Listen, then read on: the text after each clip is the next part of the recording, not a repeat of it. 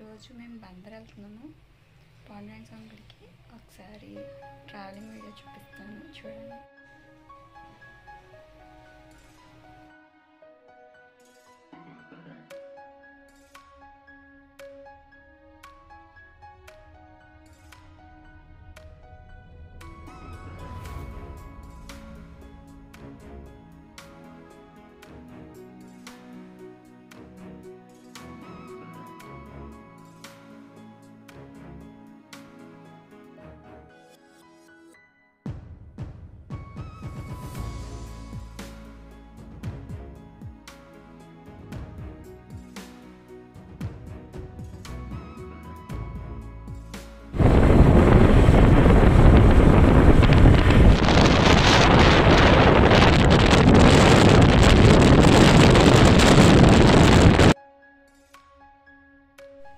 ఇక్కడ గాలి సౌండ్ అసలు ఎంత వీధురు గాలి వస్తుందంటే వర్షం పడుతుందేమో అనుకున్నాము ఈ మబ్బుల్ని ఆకాశాన్ని చూస్తే.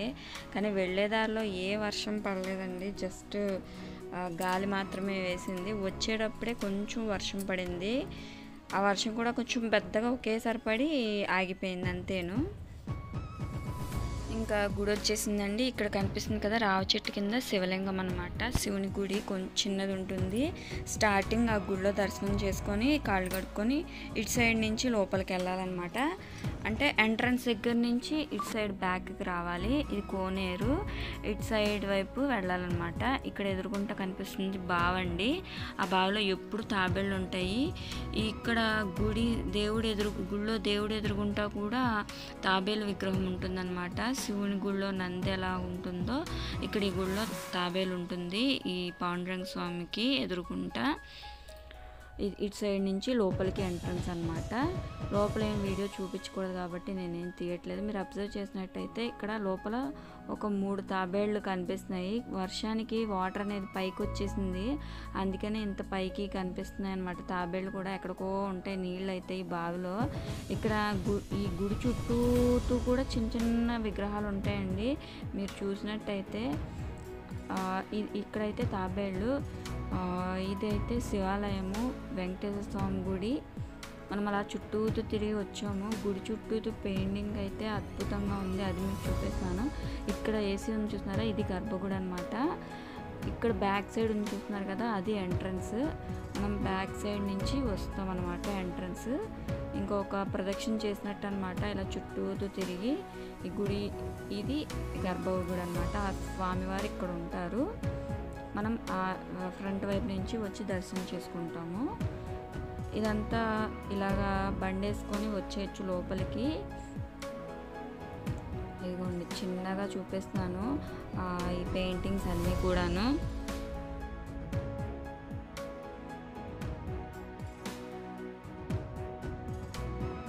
ఈ గుడి చుట్టూతో ఇలా దేవుడి విగ్రహాలు ఉంటాయండి. ఒక్కొక్క దేవుడికి ఒక్కొక్క రూమ్ అన్నట్టు.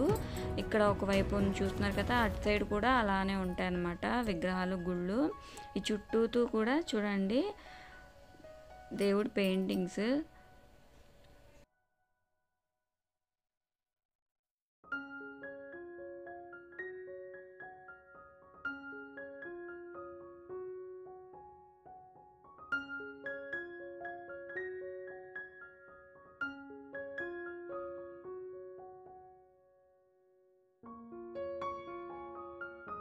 ఇక్కడ బండి పార్క్ చేసాం అనమాట. ఇక్కడ వెంకటేశ్వర స్వామి గుడిలో పెట్టారు ఈ బుట్లు అనేది.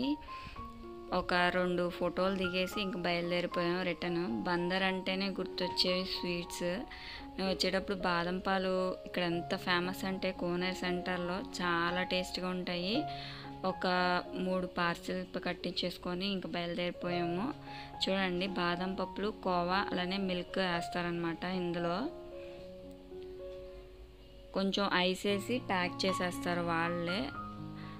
అంటే ఐస్ అంటే బయట వేస్తారు, ఈ ప్యాకింగ్లో వేరు. ఇది కోనేరు సెంటర్లో ఉంటుందండి. ఈ బందర్ అంటేనే కార్ఖానా, ఇవన్నీ మా చిన్నతనం మొత్తం బందర్లోనే స్పెండ్ చేసాము. నానమ్మ వాళ్ళది బందర్ అనమాట.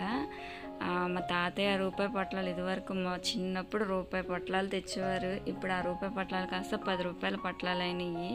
ఈ ప్యాకింగ్ అయిపోయినాక పక్కనే ఇక్కడ స్వీట్ షాప్స్ కాదు, స్వీట్ బండ్లు, ఆ బండిల్లో ఉంటాయన్నమాట. మీలో ఎంతమందికి బందర్ హల్వా ఇష్టమో కామెంట్ చేయండి. అలానే బాదం పాలు కూడా ఎంతమందికి ఇష్టమో కామెంట్ చేయండి. చాలామంది బందర్ ఫేమస్ తొక్కుడు లడ్డు అనుకుంటారు, కానీ బందర్లో హల్వా కానీ బాదం పాలు ప్రతిదీ బాగుంటాయి. ఇక్కడ కార్ఖానాలు ఉంటాయన్నమాట ఇవన్నీ తయారు చేయడానికి. ఒక 50 రూపీస్ ఇలా పొట్టలు కట్టించుకొని మెమరీ ఇలాగా గుర్తు చేసుకొని మళ్ళీ రిటర్న్ బయలుదేరిపోయాం. ఇక్కడ మబ్బులు అయితే చూడండి ఎంత నల్లగా పట్టేసినాయో. ఒక్కసారి మటుకు వర్షం పడింది, ఇంకా బయలుదేరిపోయాం అన్నమాట. ఒక చోట ఆగి అంతేను.